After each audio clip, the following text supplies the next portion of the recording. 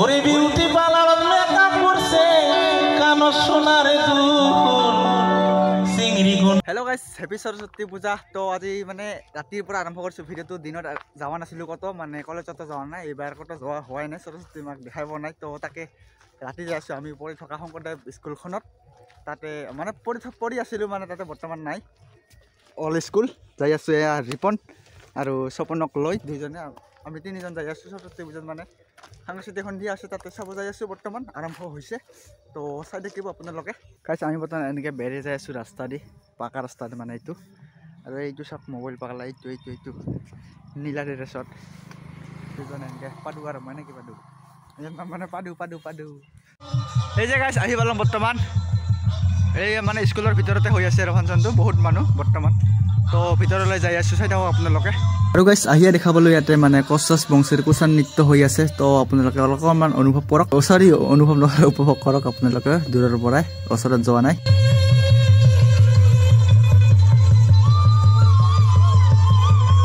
আৰু গাইছ এখেত হ'ল স্থানীয় কণ্ঠশিল্পী ৰিজাউল কৰিম ডাঙৰীয়া, ওচৰতে হয়।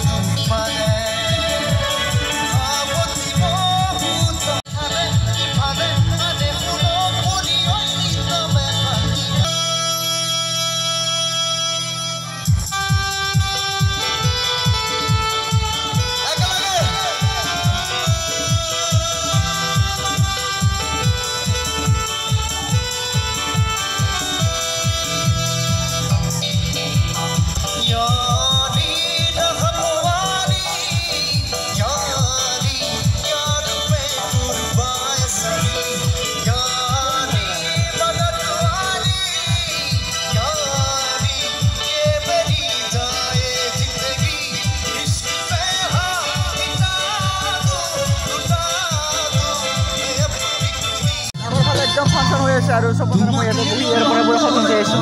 এয়া বিস্কুটটো এইফালে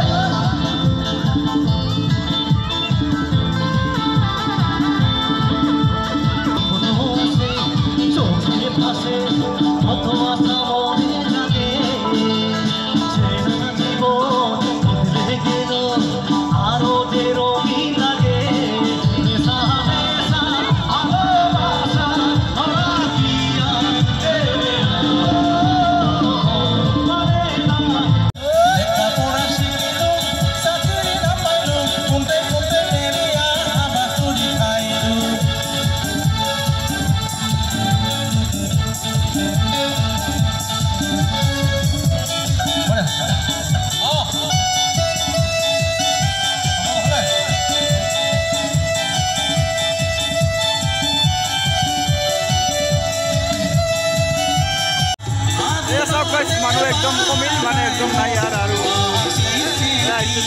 আমাৰ স্থানীয় কণ্ঠশিল্পী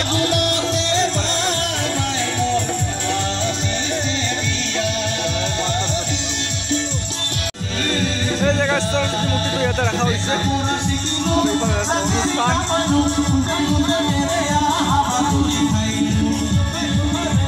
এইকেইটা হৈছে মানে স্কুলৰ ৰুম, শ্ৰেণী কথা। এইফালে আছে আৰু শ্ৰেণী কথা এইকেইটা। ওরে বিউটি পার্লার মেকআপ করছে কানো সোনারে দুল চিংড়ি গুণাক দেখা পায়া মনে মোর হল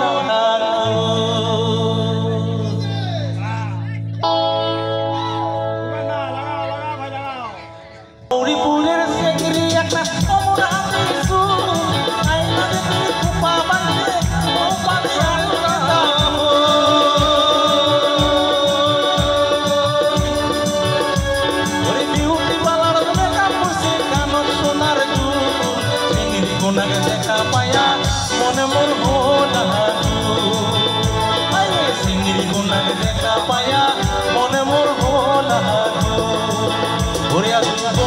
গাইজ ফাংচন শেষ পাল তাৰ পৰা আহি আমি দুজন বৰ্তমান চপন আৰু মই চাইকেল লৈ এঠাইত যাই আছোঁ ক'ত যাই আছোঁ দেখা পাব আপোনালোকে তো সেইফালে চাই থাকিব এনেকৈ চাইকেলত যাই আছোঁ কেৰাত বাজাই কিনে চাইকেলখন মানে বেয়া কণ্ডিশ্যন হৈছে যাই আছোঁ এনেকৈ এই যে হেভি ড্ৰাইভাৰ তো এনেকৈ যাই আছোঁ আমি দুজনে ৰাতি আন্ধাৰত বৰ্তমান বাজিল 10:30মান হ'ল চাগে এই গাইজ এইটো হাতত আছে নিমখ চালা আৰু এখন দাও মানে কিবা এটা কৰি আছোঁ স্পেচিয়েল কিবা এটা হ'ব তো আপোনালোকক দেখাম অলপ পিছত কিন্তু তাৰ আগত দেখাম আমি এই ঠাই আহিছোঁ কেম্প কৰিব মানে এই ইয়াতে আমি কেম্প কৰিম আজি তিনিদিনমানৰ পৰা কেম্প কৰি আছোঁ ইয়াতে এইটো তিৰপালৰ এটা সৰু এটা কেম্প আৰু মানে কেম্পটো কৰাৰ উদ্দেশ্যটো হ'ল এইবিলাক আছে মাকৈ মানে ওলাই থোৱা মানে মাৰাই থোৱা মাকৈ এইবিলাক বহুত কেইটা মানে দাম বান্ধি থোৱা আছে এইকেইটাক মানে পহৰা দিবৰ কাৰণে এনেকৈ মানে